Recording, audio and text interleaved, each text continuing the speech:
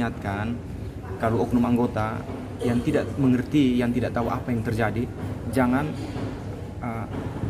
dengan cara-cara yang tidak benar mengambil data-data yang dapat merugikan Anda sendiri.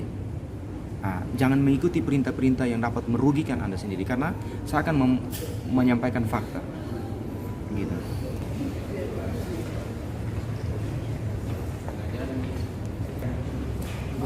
Sebagaimana syarat yang diajukan, yang biasa dilakukan di LPSK ya, gitu. Jadi harus ada surat permohonan.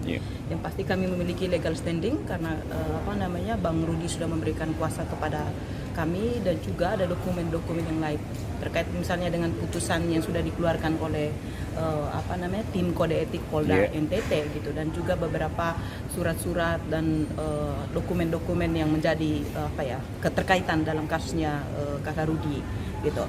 Kenapa sampai kami membuatkan pengaduan ke LPSK itu karena Kakak Rudi dan keluarga sebenarnya sudah merasa terancam dengan segala tindakan ataupun tindakan baik dalam bentuk ancaman, intimidasi, dan juga ada drone yang beredar di sekitaran rumah gitu. Terus habis itu ada ambil foto secara sembunyi-sembunyi. Terus habis itu ada pencegatan terhadap mobil dari istrinya Kakak Rudi juga gitu. Terus habis itu ada anak-anak juga yang merasakan ketakutan karena mereka datang ke rumah gitu kan, di rumah terus ada anak-anak, dan kami sangat membutuhkan namanya perlindungan dari lembaga perlindungan saksi dan korban dalam hal ini gitu. Bagaimana LPSK memiliki kewajiban sebagaimana dimandatkan dalam Undang-Undang Perlindungan Saksi dan Korban, LPSK memiliki kewajiban untuk memberikan perlindungan, mengalami ketakutan dan juga merasakan rasa malu ya, karena dilihat oleh teman-temannya terkait dengan situasi dan kondisi pada saat kepolisian datang ke rumahnya klien kami,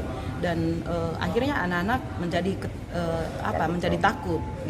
takut dan menangis terus gitu, dan meminta dukungan terus dari bapaknya gitu terkait dengan bagaimana situasi, bagaimana cara dia menghadapi teman-temannya gitu, apa yang dikatakan oleh teman-temannya saat mengetahui terjadinya kasus seperti ini gitu. Hal seperti itu kan tidak dipikirkan oleh aparat penegak hukum, di mana polisi itu sebagai salah satu institusi yang seharusnya memberikan perlindungan terhadap masyarakat. Dalam hal ini itu adalah perempuan dan anak yang menjadi keluarga dari Kakak Rudi gitu.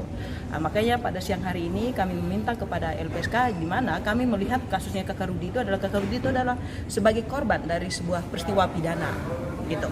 Kakak Rudi berusaha mencoba mengungkapkan terkait dengan adanya suatu peristiwa pidana yang terjadi gitu, tetapi karena pengungkapan kasus itu akhirnya Kakak Rudi diproses gitu dan ditempatkan sebagai pelaku saat ini Kakak Rudi ya, dalam beberapa pemberitaan di media ataupun statement yang disampaikan oleh kepolisian Polda NTT.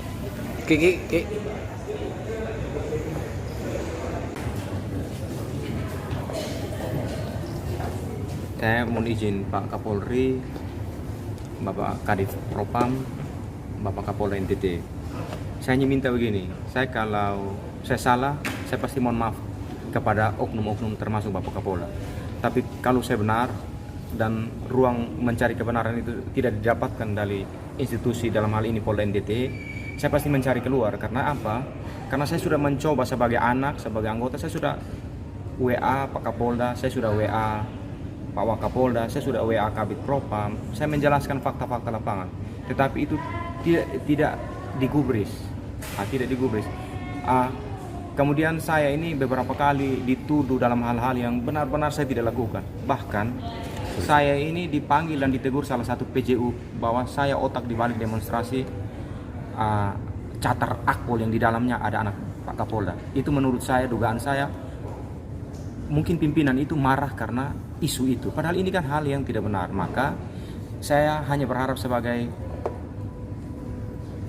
yang saya tidak tahu posisi saya masih mantan anggota Polri atau anggota Polri, saya minta pimpinan itu harus bijaksana. Ketika mendapatkan informasi itu harus bijaksana. Panggil anggotamu, panggil anakmu. Akhirnya pernyataan-pernyataan yang dikeluarkan oleh Polda NTT dampaknya memalukan institusi. Saya sebagai anggota Polri, tapi saya juga sebagai masyarakat anak NTT, yang ketika saya membiarkan isu ini berkembang, dampak itu besar. Dampak sosial itu akan berdampak kepada keluarga, anak, istri saya. Sehingga saya harus bersuara. Kalau suara saya untuk menyampaikan kebenaran ini di-cut, tidak ada nilainya, lalu untuk apa saya harus berbicara kepada pimpinan? Jadi saya hanya minta jadi pemimpin itu harus menempatkan diri sebagai orang tua, kakak. Itu harus ada poin itu. Karena tidak ada poin itu dampaknya rusak untuk institusi. Saya hanya mau bilang begini.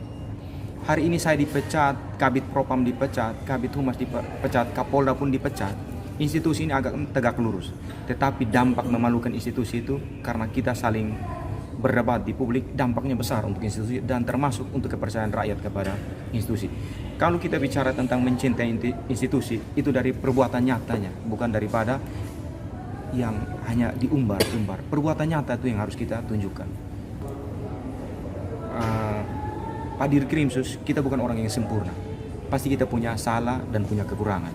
Kekurangan itu yang harus ada diskusi dalam satu organisasi. Komunikasi yang baik, bukan semata-mata menjustifikasi kita bahwa kita anggota paling buruk. Nah, itu kira-kira seperti itu. Jadi pemimpin yang bijaksana. Begitu. Oke. Ini Bang, pendapatnya terkait dengan tuduhan kekayaan tidak wajar. Gini aja. Saya makanya ini nih framing yang saya ini selama saya hidup ya. Saya baru punya satu sertifikat tanah yang keluarnya baru kemarin itu, bulan lalu. Selama saya hidup ini. Baru punya satu sertifikat atas nama saya yang baru saya buat. Bisa cek di pertanahan. Jadi kekayaan ini tidak bisa kita tipu. Ini kan yang dibangun seolah-olah saya ini kaya raya. Apa saya kaya raya? Nanti bentuk tim independen termasuk Propam Mabes Polri. Saya buka semua. Bang, ancaman-ancaman itu udah berapa lama sih Bang terhadap Abang dan keluarga Bang? Saya mau sampaikan begini. Ya mungkin saya pernyataan ini sangat mengkritis.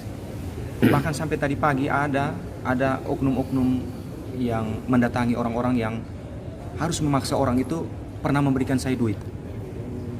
Ada bukti-buktinya. Yeah. Jadi saya ingatkan kalau oknum anggota yang tidak mengerti, yang tidak tahu apa yang terjadi, jangan dengan cara-cara yang tidak benar mengambil data-data yang dapat merugikan Anda sendiri.